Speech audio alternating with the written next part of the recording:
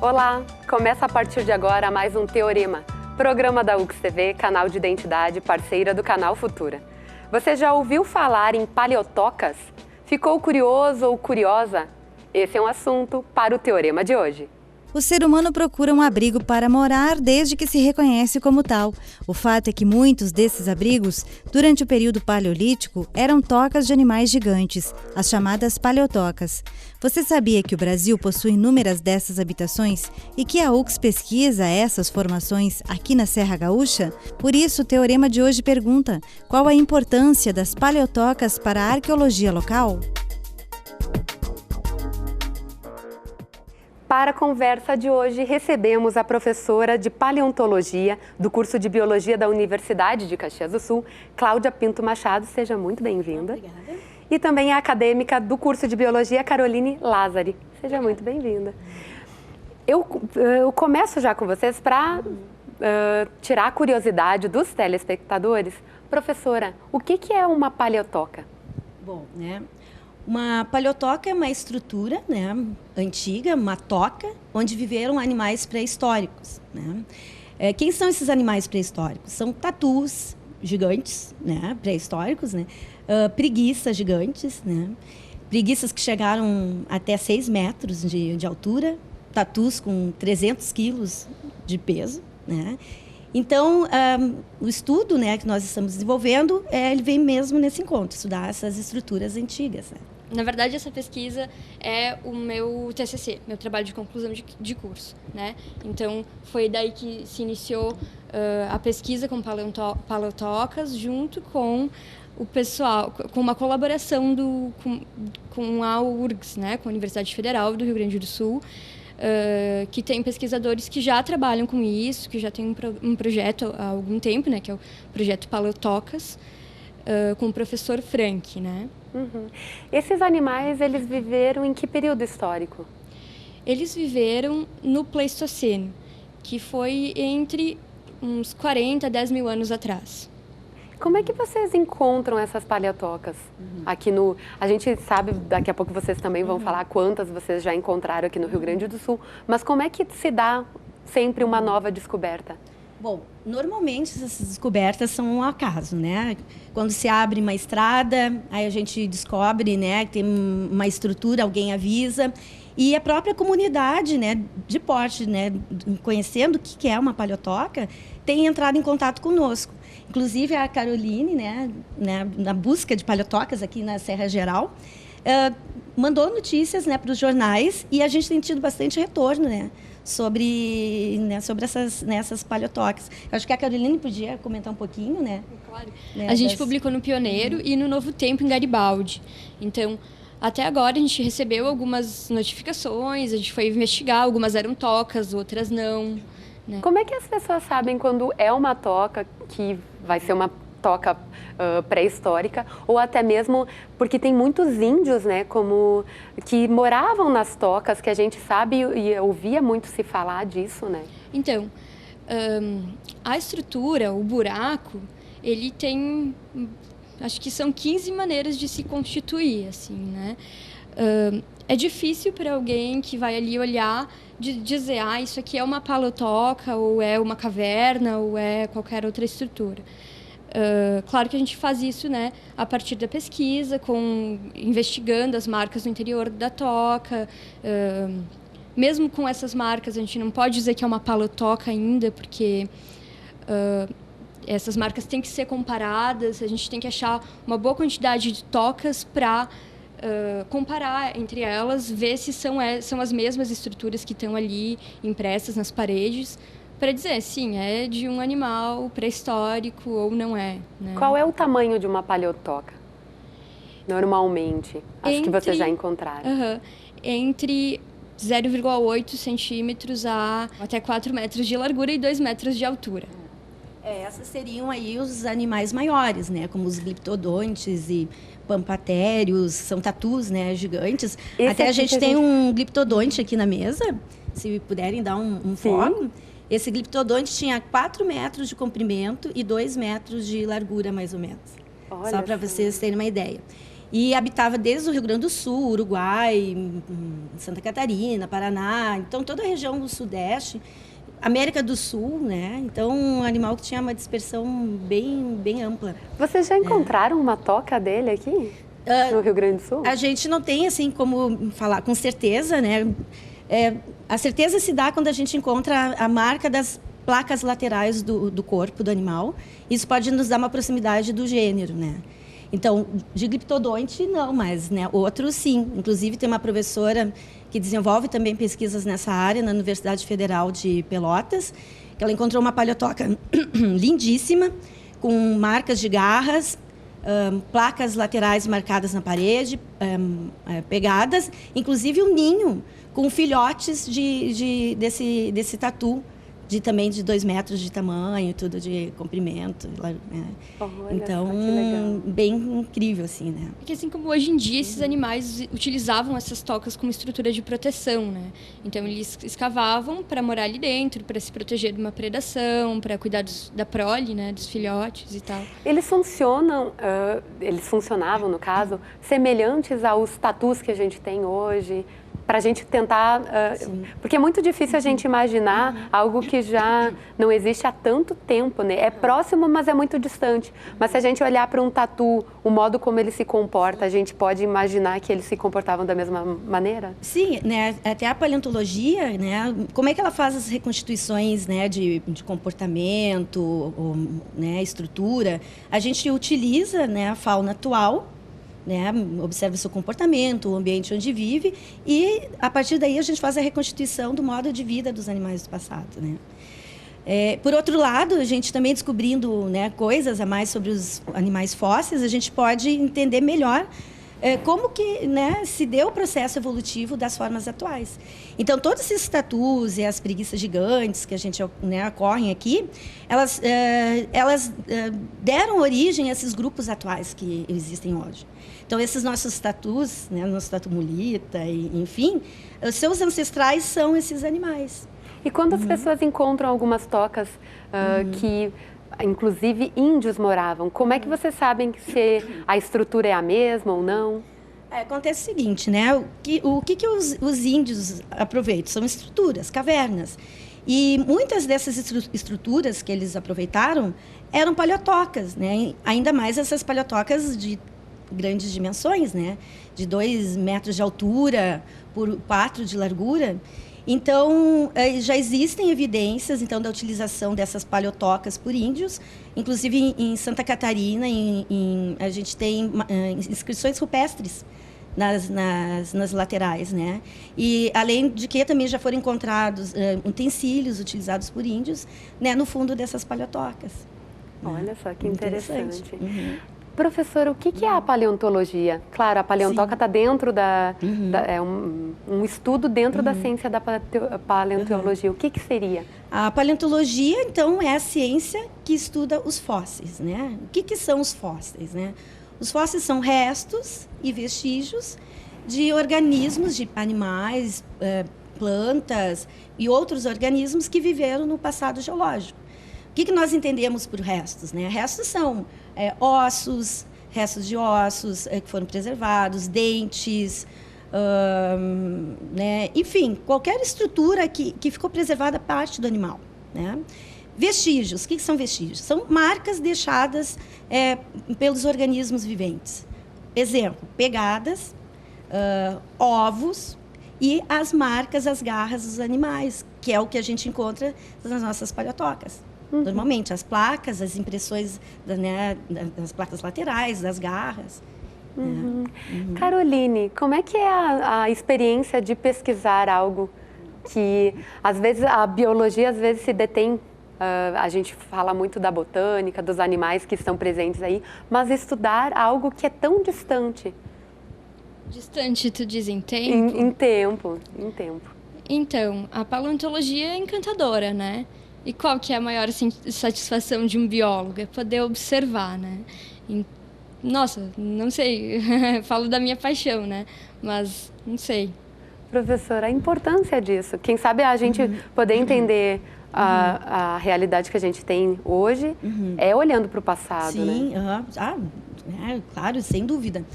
Bom, quando a gente fala assim, qual é a importância da gente estudar paleotocas, né? A gente pode ressaltar assim várias.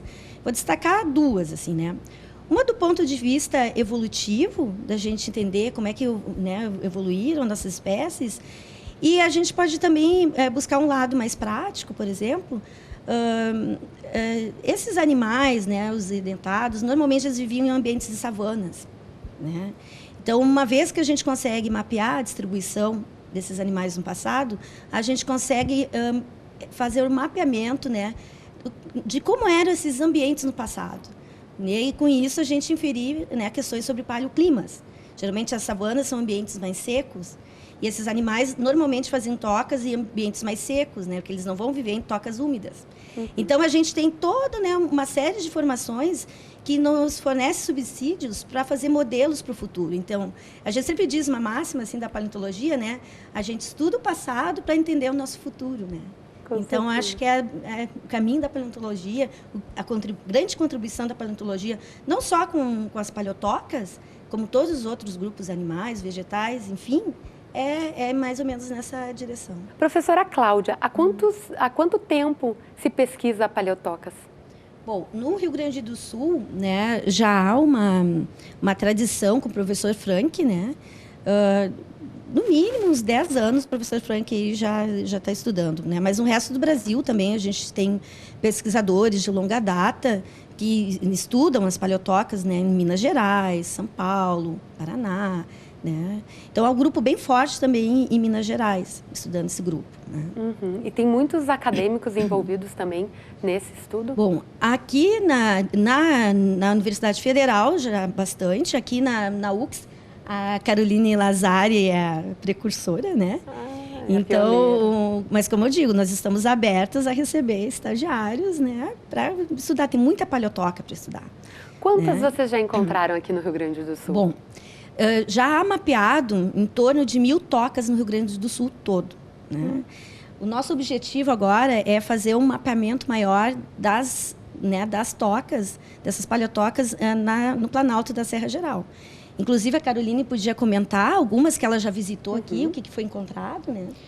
Assim, nos nossos campos a gente já encontrou várias. O primeiro campo foi feito aqui, dentro do município de Caxias, perto ali da barragem Maestra, eu não sei dizer o bairro. E só ali a gente encontrou em torno de 14 tocas, preenchidas, a maioria, e umas 5 ou 6 abertas. Uma delas a gente encontrou marca de garra no interior, que era o finzinho da via, né, que foi ali cortado o morro para construir a estrada ali atrás da barragem, né? Outros campos a gente fez em São Chico, em São Francisco de Paula. Encontramos uma toca por lá também, bem grande, não tem marca de garras, né? Essa de Caxias do Sul que você comentou que foram várias, elas têm alguma ligação?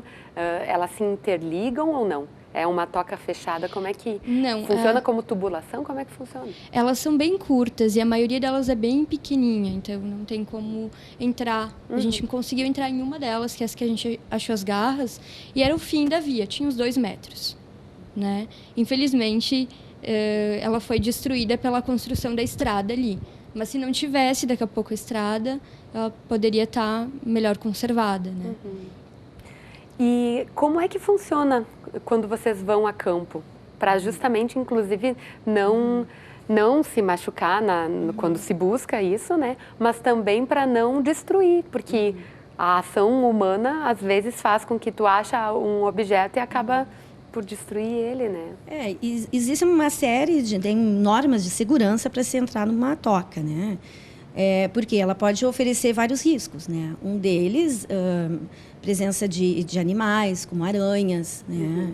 Morcegos, né? Quando se tem morcego, né, deve-se evitar de entrar, porque a gente sabe que nas fezes morcegos há uma proliferação de um fungo que é, né, muito prejudicial ao homem. A questão também de uma toca, né? Quando se entra, à medida que vai se aprofundando na toca, o nível de oxigênio vai diminuindo. Então, vai rareando, né? A questão da estabilidade da toca também. Normalmente, nós vamos para campo com um geólogo, que dá uma olhada na estrutura da toca, vê se não há nenhum problema de instabilidade geológica. Normalmente, essas instabilidades elas ocorrem, né, na entrada da toca. Então, muito perigoso. Uma pessoa entra, vai que a entrada da toca ela desbarranca, e aí você fica preso lá dentro. Não dá tempo de cavar, porque o oxigênio vai terminar antes.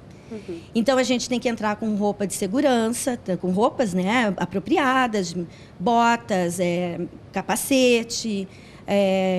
Né, na maior parte dos casos também se usa máscara para evitar a inalação. Por isso, a primeira entrada tem que ser top, com toda a roupa, lanterna, máscara, para se ver a estrutura. Né, se tem presença de animais ou não, a estabilidade. E depois a gente vai averiguando e, né, pode, às vezes, tirar um outro equipamento, assim. Olha né? só. Acho que a Caroline podia comentar dessas primeiras entradas nas tocas, que não é tão fácil, né? Porque é um lugar fechado. Quem tem problema, né, de claustrofobia, é complicado. Então, a gente sente mesmo, né, um pouquinho de falta de oxigênio. Nunca se deve entrar numa toca sozinho. Primeira regra. Né? E nunca vá para campo sozinho. Então, crianças que veem um paleontólogo, né, vê uma estrutura, será que é uma paleontóloga? Não entra. Não é uma Perigoso. aventura, na verdade, é Não é. um objeto de pesquisa, né? É um objeto de pesquisa, mas, né, sabe como é que é, né? A criançada não conhece, tem um buraco, então a gente tem que cuidar, né? Tem que ter sempre esses cuidados. A maioria das informações que a gente recebeu, dos relatos que a gente recebeu de possíveis tocas, era... quando eu era criança, eu brincava lá dentro, sabe? Até teve uma toca em Guaíba, que a gente achou recentemente, que ela foi colocar um portão na frente dela, que é para o pessoal não entrar lá, porque estava bem, né? Tinha caído o teto e tal, e as crianças brincavam ali dentro, né? E como é que foi para ti, então, a emoção de entrar? Chegava a imaginar, inclusive, o animal que viveu ali? Como é que funciona? Olha, a experiência? É bem apaixonante quando tu chega dentro da toca e tu vê as marcas das garras. Nossa, que grandes! Nossa, esse animal existiu mesmo, tá ali na tua frente, na tua mão. É muito legal. É encantador.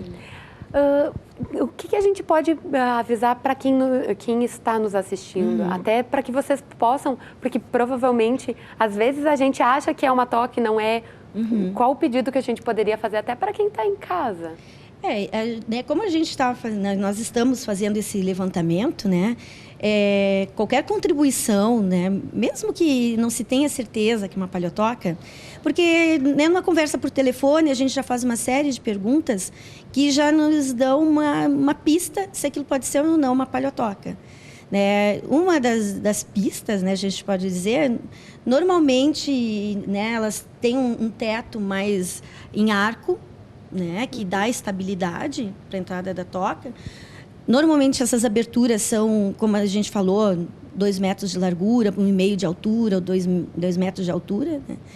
E, claro, né, para saber de feições nessas marcas, aí a pessoa tem que ter um conhecimento. Porque senão tu vai achar que é só uma estrutura da rocha, né? Porque as grutas, elas geralmente são mais irregulares. As tocas, elas são contínuas, é como se fosse um tubo, uma tubulação. Né? Então, ela é mais ou menos contínua também. Uma caverna, ela pode ter uma entrada mais estreita, depois a gente tem uma câmara maior, né? E ela pode depois estreitar. Né? Então, essas são algumas dicas, né? E como é que o pessoal pode ligar para avisar? Como é que, para onde que eles devem entrar em contato como? Chega com a Caroline, né? A gente geralmente passa o contato por e-mail do projeto Paleotocas.